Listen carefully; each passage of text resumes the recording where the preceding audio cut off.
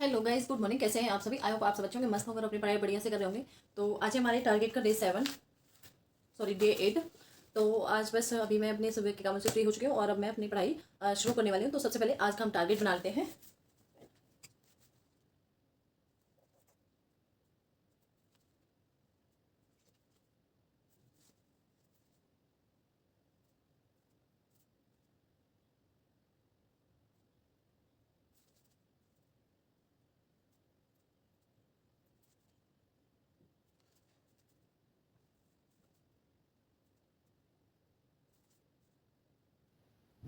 और यहाँ पे मैंने कैमरा जो है फ्रंट वाला कर रखा था, और जिसकी वजह से ये लिखा मतलब लिख ऐसा लग रहा है जैसे मैं उल्टा लिख रही हूँ।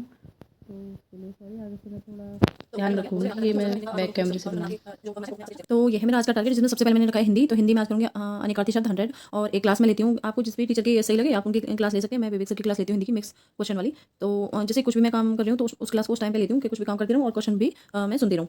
तो एक क्लास में मिक्स क्वेश्चन लूँ, जिससे ना मेरा रिवीजन सभी टॉपिक का होता रहता है। तो बाकी सारी चीज़ें फिर से तो वो पढ़ने की जरूरत नहीं पड़ती है, तो साथ के साथ रिवीजन हो जाता है। तो इसीलिए मैंने एक क्लास रखी और 100 अनिकार्ती शब्दों को मैं देखूंगी, एक बार पढ़ूंगी, फिर उसको दोबारा से रिवाइज करूंगी। इसके बाद मैंने रखा है रीजनिंग। रीजनिंग में मैंने घन और घनाभ दोनों रखे। अभी पिछले टॉपिक में भी, पिछले मतलब दिन में भी मैंने रीजनिंग में घन और घनाभ भी रखे थे, क्योंकि घन घनाभ थोड़ा बड़ा चैप्टर है और उसके फॉर्मूल्स वगैरह याद करने रहते हैं। तो इसलिए आज मैंने रिवीजन के तौर पे घन घनाभ फिर से रखा है। आप सभी को घन घनाभ अगर शॉर्ट मेथड से, शॉर्ट तो नहीं बट थोड़ा जल्दी करना है और थोड़ा ऐसे करने की थोड़ा समझ में आ जाए, तो एक क्लास है प्रीति मैम की, मैंने देखी थी, जिसमें बहुत ही सही तरीके से उन्होंने करा रखा है। घनाभ वाला, स्पेशली घनाभ वाला चैप्टर थोड़ा शॉर्ट तरीके से करा रखा है, तो मुझे बहुत सही लगा था वो। अभी मैंने दोबारा में जब किया था तो मैंने उसी से किया था, तो आप भी वहाँ से कर सकते हैं। मैंने उससे किया था तो मुझे बहुत सही लगा था।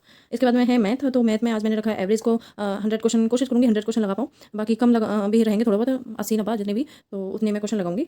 और इसके बाद में रखा है पॉलिटी। तो पॉलिटी में आज हम याद करेंगे राष्ट्रपति वाले चैप्टर को पूरा याद करेंगे। राष्ट्रपति राष्ट्रपति वाले भाग 5 में है, संघ मतलब भाग 5 संघ में। तो सबसे पहले राष्ट्रपति से शुरुआत करेंगे। तो ये 52 से ही शुरुआत है, और इसकी राष्ट्रपति को के जो सभी अनुच्छेद हैं उसकी ट्रिक है। वो ट्रिक तो आप सभी को पता ही होगी, बहुत ही कॉमन ट्रिक है।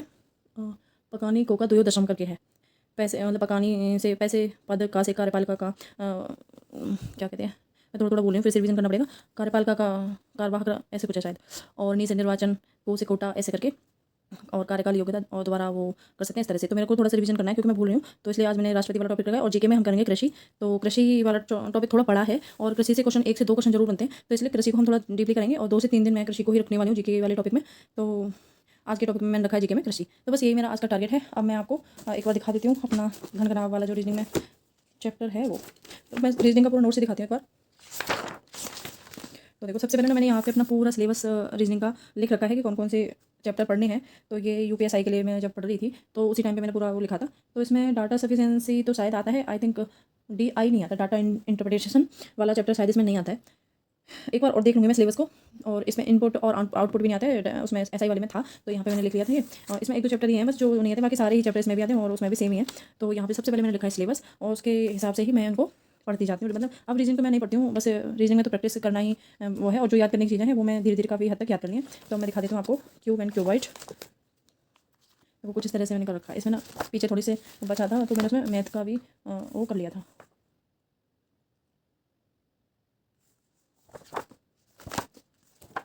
ये यहाँ से डायरेक्शन से शुरू है, इस तरह से डायरेक्शन में कई तरह के क्वेश्चन बनते हैं, उनके शॉर्ट ट्रिक काफ़ी अच्छे से सर ने पढ़ाई थी, तो वो सब मैंने यहाँ नोट कर लिए थे।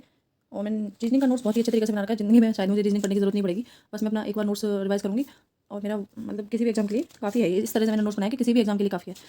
आप समय से मतलब किसी को भी कुछ कोई एक पर्टिकुलर चैप्टर का नोट्स में से देखना है कुछ भी, तो आप मुझे कमेंट करके बता सकते हैं। तो मैं कोशिश करूँगी कि मैं उसके फॉर्मूलाज और उसको पूरे का ही चैप्टर को अपने नोट से वीडियो के थ्रू दे पाऊँ। इस तरह से बना रखा है मैंने रीजनिंग का नोट्स। और जैसे कुछ भी छोटी छोटी चीज़ें होती है ना, मैं इस तरह से अलग वो बना के, जैसे कि ऐसा लगता है कि कभी मेरे को याद ना रहे तो मैं यहाँ ऐसे इस तरह से लिख लेती हूँ। ये परछाई वाले क्वेश्चन, इनकी ये छोटी छोटी ट्रिक हैं। एक बार मैं ये परछाई वाला चैप्टर में देखूंगी, क्योंकि ये मैं थोड़ा सा भी कंफ्यूज हो जाती हूँ, मतलब भूल जाती हूँ उसकी ट्रिक जो है वो थोड़ी सी भूल जाती हूँ।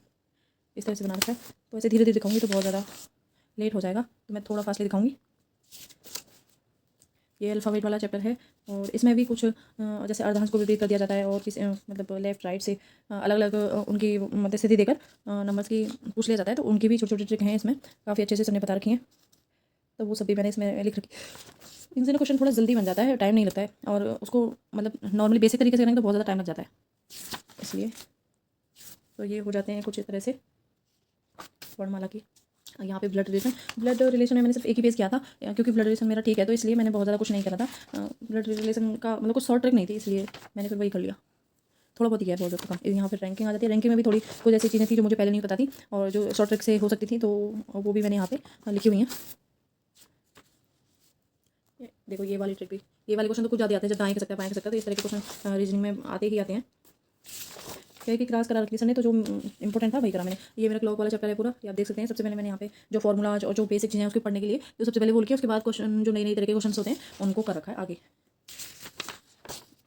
ये खराब घड़ी वाला चैप्टर, तेज और मन दोनों हो तब उसका फॉर्मूला इस तरह से कर रखा है। यहाँ से आ जाता है सीरीज़ का बस बेसिक फॉर्मूला ही मैंने कर रखा है, बाकी तो सब सीरीज़ में प्रैक्टिस का ही खेल है। जितना प्रैक्टिस ज़्यादा अच्छे से होगी, स्क्वायर निकालने की ट्रिक यहाँ पे मैंने लिख ली है, सर ने बताई थी तो मैंने यहाँ पे भी लिख ली थी। मैथ वाली उसमें भी है, तो यहाँ पे सीरीज़ के कुछ क्वेश्चन भी कर लेते थोड़े बहुत ज़्यादा नहीं करें, क्योंकि इसमें मैथ का ही मेन रोल रहता है। और देखो ये क्वेश्चन इसमें सर ने करा रखा है, और ये ही क्वेश्चन अभी परसों जो 29 मार्च को वो हुआ था, मॉक टेस्ट हुआ था, जो उसमें यही क्वेश्चन था। मैंने उसमें देखो ये मेरा क्वेश्चन गलत हो गया था, मैं दूसरा लॉजिक लगा लिया था, तो ये मेरा क्वेश्चन गलत हो गया था क्योंकि मैंने इसका रिवीजन नहीं किया था। इसका क्या रिवीजन करती तो इसलिए, और सेम ये क्वेश्चन था, मुझे देखकर भी याद आया कि यही क्वेश्चन था। इसमें कुछ छोटी छोटी ट्रिक होती हैं जिनसे काफ़ी ज़्यादा क्वेश्चन ठीक हो जाते हैं, तो एक बार मैं इसको प्रैक्टिस में लूँगी तभी सारी चीज़ें याद आएंगी। ये फिर ये है कैलेंडर वाला चैप्टर, तो इसमें भी जो मेन चीज़ें हैं बेसिक, वो सबसे पहले फ्रंट पेज पे लिखती हूँ, ताकि रिवीजन के टाइम पे सिर्फ मैं एक पेज ही पढ़ूँ, बाकी सारी चीज़ें ना पढ़ूँ। इस तरह से 2 पेज में मेरा पूरा कैलेंडर था वो खत्म हो गया। उसके बाद में सारी क्वेश्चन की प्रैक्टिस ही है बस। जैसे ये रिपीट कैलेंडर वाला आता है, यहाँ पे इसका फॉर्मूला रिपीट कैलेंडर कब कब होता है, तो इसके 2 से 3 वो लॉजिक लगते हैं रिपीट कैलेंडर की कि कब कब कैसे होता है, तो वही सब मैंने नोट कर रखा है। ये हो गया पासा, तो पासे में भी थोड़ा बहुत डाइस बना के मानक पासा और वो सब इस तरह से मैंने कर रखा है। तो रीजनिंग का नोट्स वाकई में मैंने मतलब मैं खुश हूँ कि मैंने बहुत अच्छे से अपना रीजनिंग का नोट बनाया है।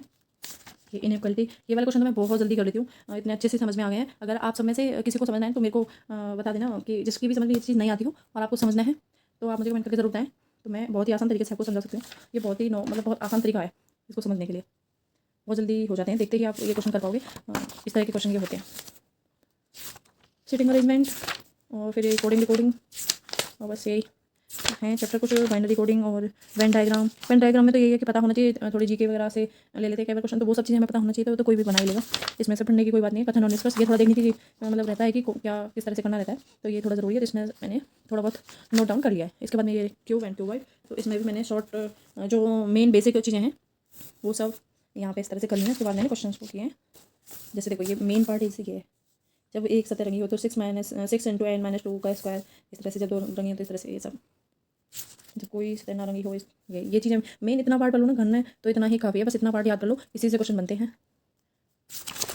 तो घन और घनाव, ये घनाव वाला फॉर्मूला है। यहाँ जो मैंने फॉर्मूला लिख रखा है ना, वो थोड़ा मैंने पहले कर लिया था और वो थोड़ा बहुत लेंदी लगता है, लेकिन जब आप उस क्लास से पढ़ोगे ना घनाव, तो वो बहुत ही आसान तरीके से आपको समझ में आ जाएगा। तो मैंने यहाँ पे कुछ इस तरह से ये किया है। तो बस रीजनिंग में कुछ इतना ही है। ये डाटा सफिशिएंसी वाला चैप्टर कर रखा है, बस इतना ही कुछ रीजनिंग में है। और ये कथन निष्कर्ष उदाहरण तर्क निष्कर्ष यही है, तो इनमें कुछ जो अपने दिमाग से ज़्यादातर करने होते हैं, तो इनमें ऐसा कुछ है नहीं कि पढ़ना पड़े। और बस लुप्त संख्याएँ मतलब मिसिंग नंबर, पहेली परीक्षण, मैथमेटिकल रीजनिंग, काउंटिंग फिगर, ये थोड़ा देखना है। इसमें भी कुछ थोड़े बहुत रूल्स होते हैं जो याद करने होते हैं, तो इस तरह से ये मैंने बहुत सही तरीके से कर रखा है। देखो कितना बढ़िया नोट्स बनाया।